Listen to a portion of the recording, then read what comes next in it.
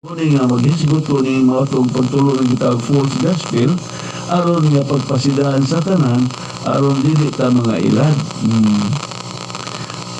O ikaduhang Korinto 3 ato lang basahon ikaduhang Korinto 11 magsugod ta sa 3. Ato pa dinhi nahadlok ako nga masaag ang inyong hunahuna o biyaan ninyo ang bugos o lunsay nga paghigugma kang Kristo sa samang pagi nga si iba napasalaag salansi sa bitin kay mudawat man dayon kamo niadtong muanha kaninyo ngan magwali og laing Hesus nga dili maoy giwali namo o gidawat ninyo ang usa ka espiritu nga dili mao ang Espiritu Santo o ang maayong balita nga lahi sa nadawat na ninyo.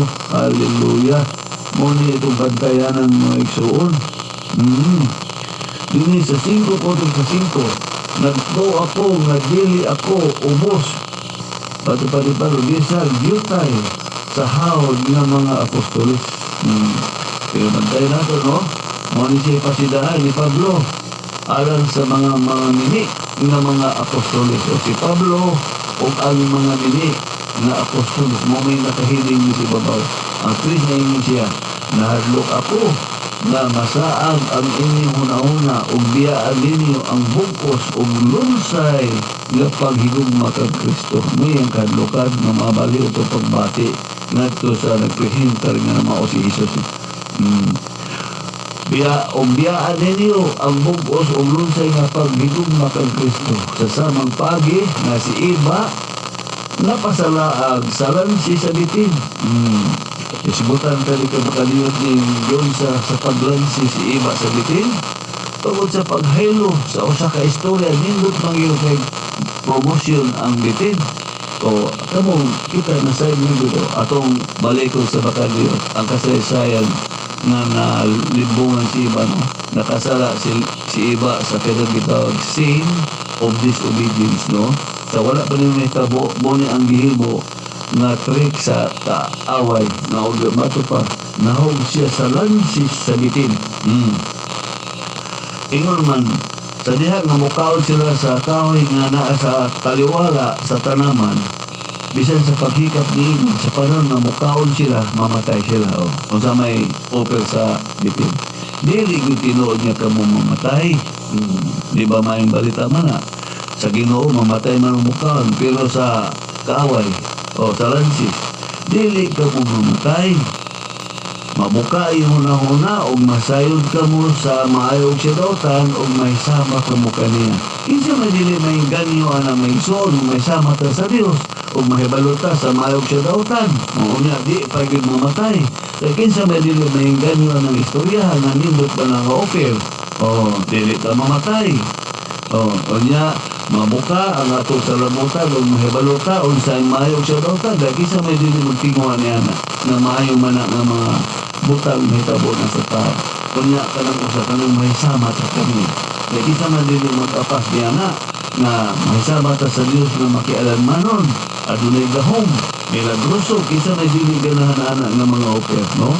Kana siya nga mga lansis mo na nakapaingganyo o niya pagtanaw po niya sa prutas nga nindot timuhaon murag nagaduga sa katamis pagtanaw sa mata dito naingganyo naingganyo o niya ang prutas nindot timuhaon o nikuha siya nini o nikaon dito naimpas tungod sa lansis sa gihimo sa bitin muna ang napilihan ng iba o dito siya nakasala sa tanang wala pagtuman sa gihimo sa Ginoo sin of disobedience. Hallelujah. Misala niya muna yung gawin the greatest sin.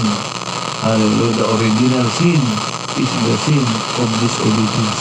Hallelujah.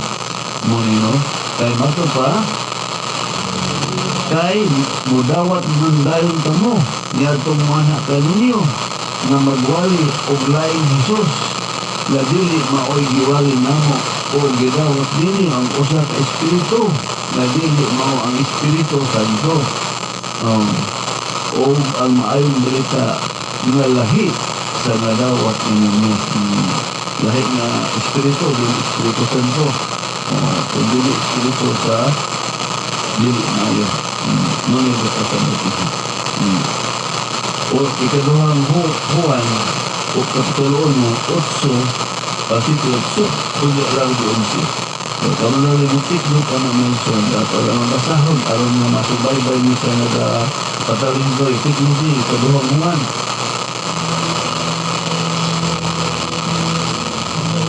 Ikaduhang Juan kapitulo 1 magsulog sa 7. Kaya ang tuyo sa ilang pagkanang ang pag-alasa.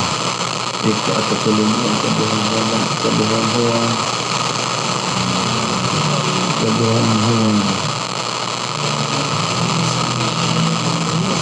Kapitulo 1.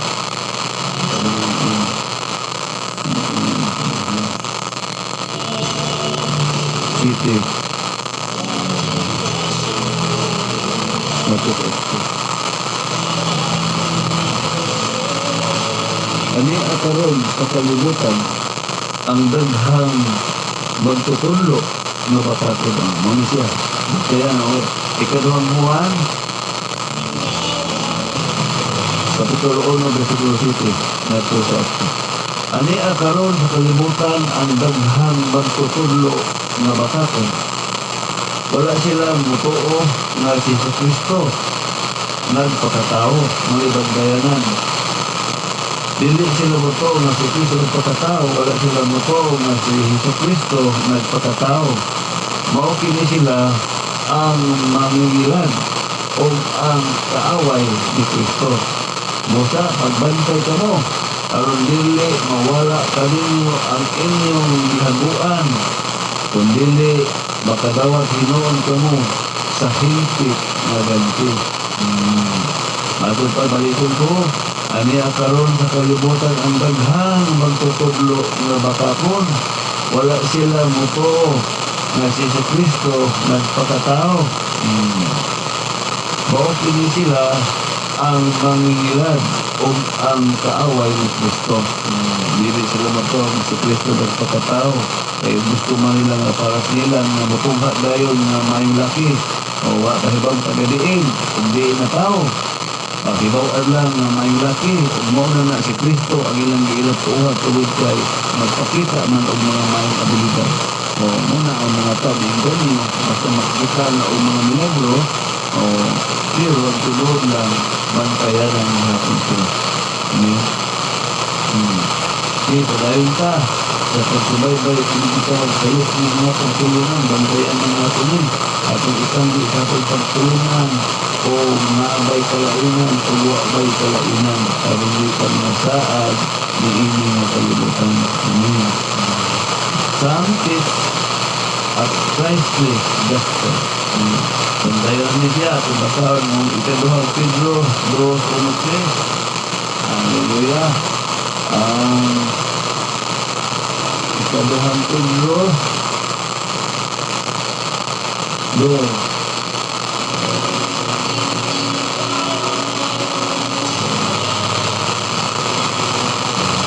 Uno nagpo sa 3.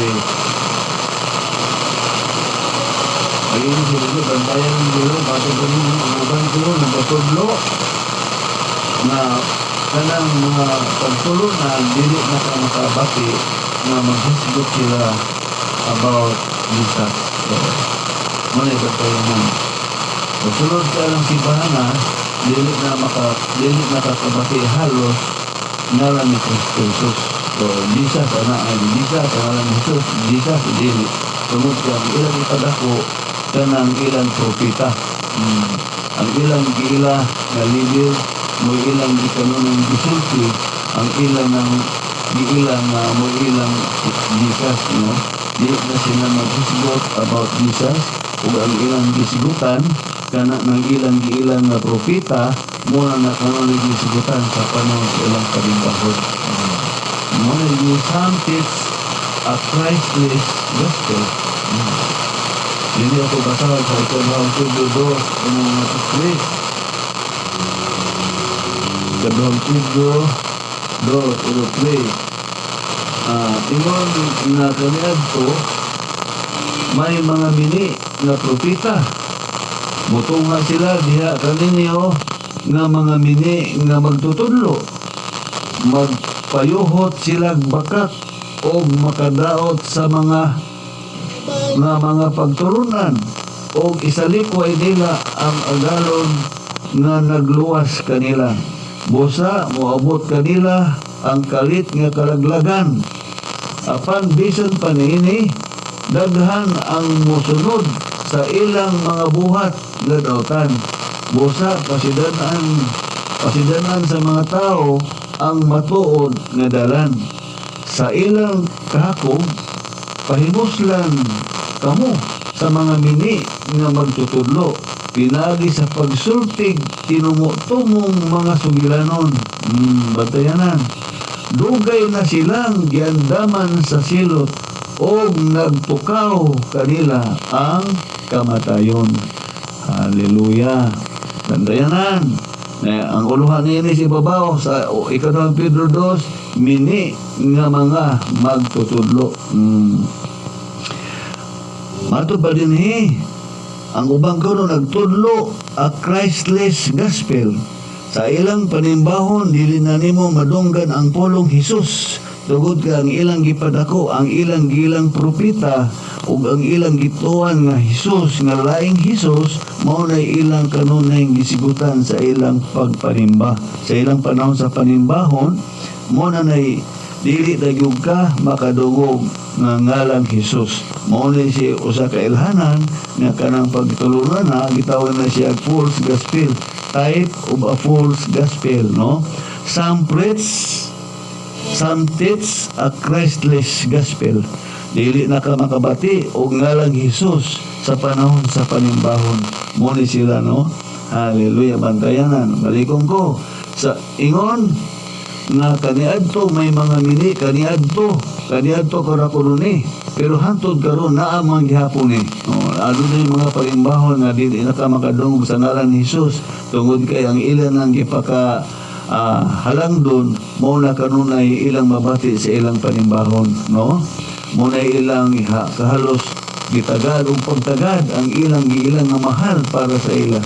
Pero di na ka makabati sa pangalang Hesus sa panahon sa panimbahon. Mo na ibantayanan mini nga mga magtutudlo. Kaniadto mo ni may mga mini nga propita. Mutong nga usab diha kaninyo ang mga mini nga magtutudlo.